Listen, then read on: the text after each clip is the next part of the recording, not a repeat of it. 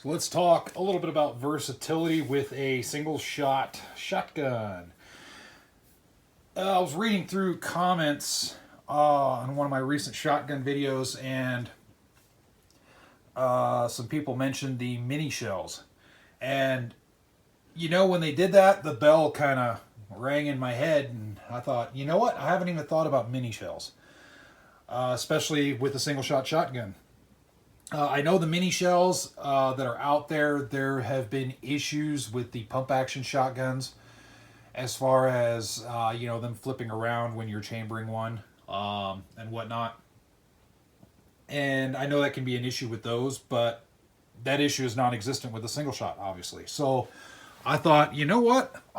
It might be cool to get some mini shells. And then I started thinking about it. I said, if I really wanted to set up my little single shot budget 12 gauge here as a pseudo survival tool, I guess, how would I do that? If I was to do that, how would I do that? And I kind of have this set up right here.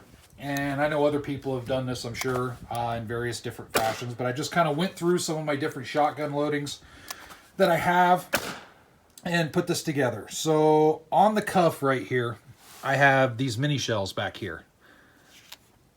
And there's the mini shell right here. These are, these are the Gila mini shells. And these are the 7-time number 4 BBs, and then 4 of the number 1 BBs are in here. So it's not a huge shot load that's in here, but that's kind of the point when it comes to these things. I honestly, the way I'm approaching the mini shell thing is I thought about getting the little mini slugs, and I thought about it, and I may still get some mini slugs just to see how they work, how they perform, but I thought a mini shell, that would be a perfect survival hunting round for smaller animals out there. So I just got these. This isn't a very big loading. I know they have target shot out there. They've got all different sizes, and I'll have to source that out and just kind of play around with it. But I guess that's the mindset right here on these two loops right here. So you could fit 2 mini shells in each loop, so that gives me 4 shots right there. The next 2 are Federal 2 3/4 inch slugs. You can see them right there. 2 slugs. And the whole mindset behind that is something a little bit bigger. And I did change the choke out to the, the improved cylinder choke, which is fine to run with slugs and all that good stuff. So, I went ahead and put a couple slugs in because, again, my thought is, okay, survival situation, you come on something like a deer or something a little bit bigger, maybe you want or need to take down. You kind of have an ability, at least a couple shots with something that has some mass and some penetration to it. The last one right here is buckshot. Just standard Fiocchi, or not Fiocchi, my apologies, S&B buckshot, double up buck, 2 3/4 inch. So I kind of threw that together, and I know there's a million different ways you can do it, because I thought, I might as well, since I have 5 loops, let's fill them up. And kind of the neat thing is, too, if I wanted to turn this into a mini shell only gun, I could get different types of mini shells and just go with that. And that'll give me 10 rounds on the loops right here of capacity for whatever. And I may do that at some point. We'll see. But in any case, it kind of led me thinking, how the shotgun, especially one that's simple like this, it's a very, very simple tool, but it's extremely versatile. You can do a lot of things with it, and I really like the ability to run different types of ammo through it.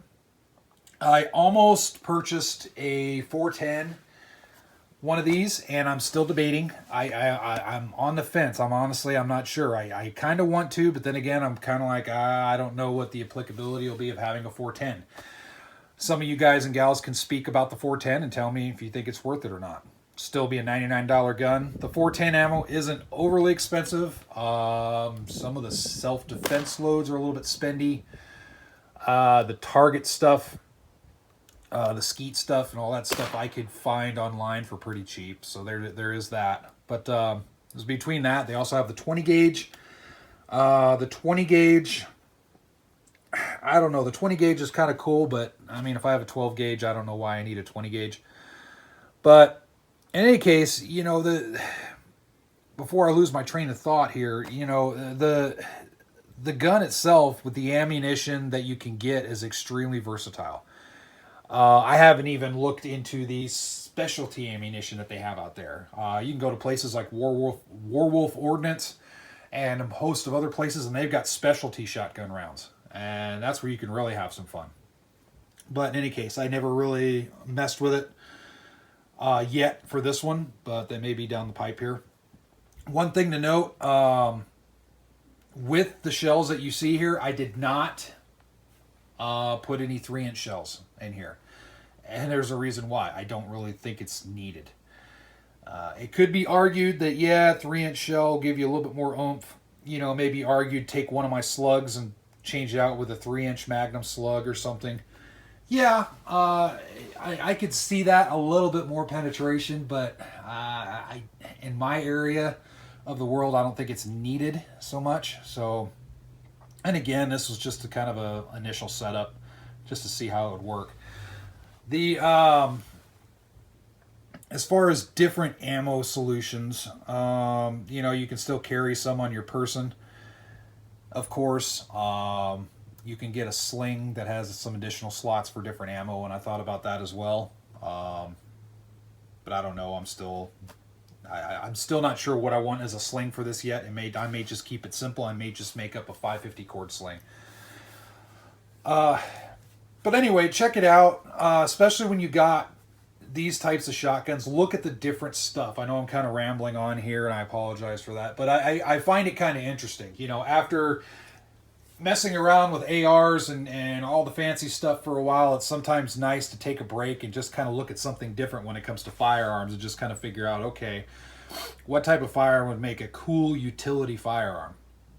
And I really like this single shot shotgun. I mean, a $99 Rock Island Armory import made out of Turkey.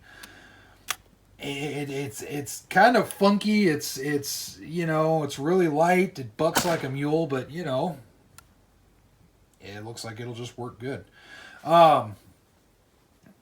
With the mini shells, if you guys want to leave comments as far as what your experiences are with pump action shotguns, because I really want to explore that with the mini shells, doing the pump action shotguns. But I'm hearing just reports of those things as you work the action, they spin around as they're being elevated up to the bore, and it just causes a malfunction. So if there's a way to stop that without modifying the gun, or if there's a specific mini shell loading that precludes that, I might be more interested in running, because I like the idea of taking a pump shotgun and increasing the capacity by a whole bunch. I think that's kind of neat. But anyway, that's something I'll kind of look at maybe in the future. But yeah, feel free to leave your comments, good, bad, all that good stuff. Same with semi-autos. I don't know if there's any semi-autos out there that'll work with those. I'm assuming not, just because of there's no powder in these mini loads. So I'm assuming, but I don't know. It would just be kind of cool to see a semi-automatic that could run these. Maybe there is some. But they look to be good quality. Again, I don't have much experience with these little guys. They just look funny to me. But I look forward to trying it out and seeing how these little things work. And they're not overly expensive. I paid for a box of 20. What did I pay? About $17. So that's not too awful bad, in my opinion. It's not the cheapest out there, but it's not too awful bad.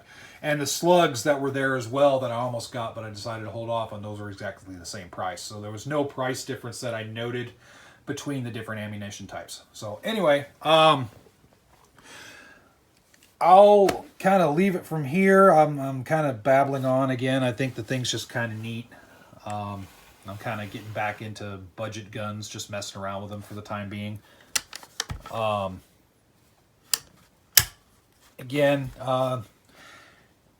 it's one of those things that it may work, it may not work, having these different types of loading, but I think it's a good idea. Now, one thing, some people mentioned the stock is hollow. So as far as using stuff in the stock, I got to ask, for those that have used inside of the stock for additional ammo storage and stuff, how did you facilitate that?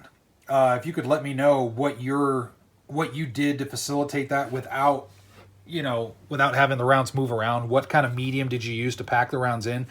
And what did you do for the back here to make it easy to gain access? Because right now it's just a couple screws that hold this together.